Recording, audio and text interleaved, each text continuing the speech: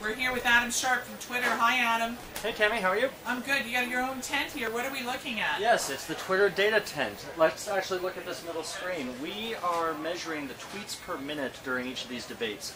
This is essentially the measure of what moments people are reacting to. Last debate up in Hofstra, 7.2 million tweets over the 90 minutes of the debate.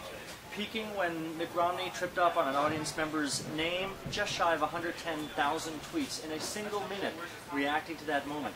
But several other peaks in that north of 100,000 tweets per minute range, talking about equal pay for women. President Obama talking about Libya. Expect that to be another big topic tonight, with tonight's debate being focused on foreign policy. Also, the "my pension's not as big as yours" line. We're also able to look at the share of conversation. You know, on TV we're always saying, well, which candidate got to talk more? Here we're saying which candidate was talked about more. Denver, roughly equal for the candidates. 30% of the tweets about Mitt Romney exclusively, 28% about Barack Obama. Jumping over here to the Hofstra debate, about a 10-point edge for Mitt Romney. A little bit more focus on him, driven by that Binders comment. But check out the VP debate in Danville.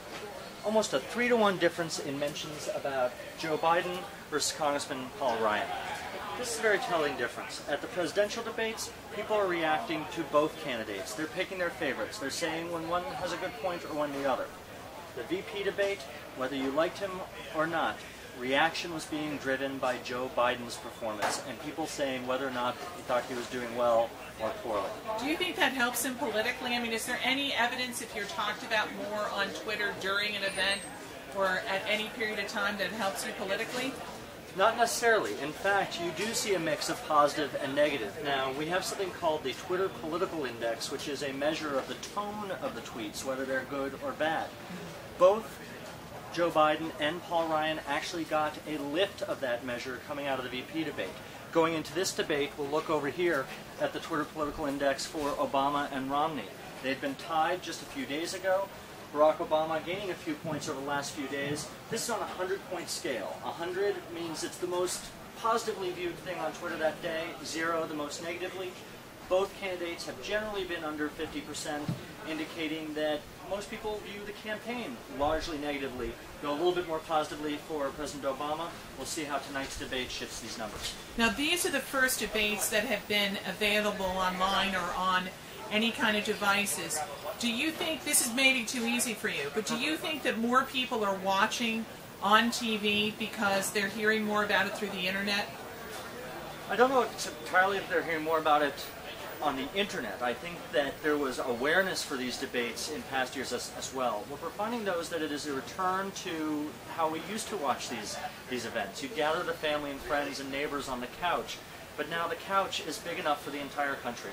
And it has made these events a communal experience again, where you can be on Twitter and share that experience with members of your community, with people 2,000 miles away, ask questions in real time, get fact checks in real time, and have a more complete experience than ever before. Okay, I talked to Frank Fahrenkopf earlier today, co-chairman of the debate committee, and what he said is, you know, this internet stuff, this is all great, it's great people are doing it, they're watching it on their devices in whatever way that's comfortable for them. Here's their big question. When are you going to start rating, or will it be possible to have actual numbers? Because they know what the audience is for TV. Is there going to be any Nielsen ratings of devices coming in the future? Well, I think, you know, the future has a whole bunch of different possibilities that come to it. Right now we're looking at the number of tweets and the tone of those tweets. How that translates to other events, we have to wait and see. You want to be a politician, that's really good. All right, what is Twitter going to do election night? Any plans yet? We're still forming our plans. Expect to see us doing a lot of the same of what we've seen here, though. Looking at the conversation that's happening around the country and see what voters are reacting to as they head into polling booths. Thank you, Adam Sharp of Twitter. Thank you, Tim.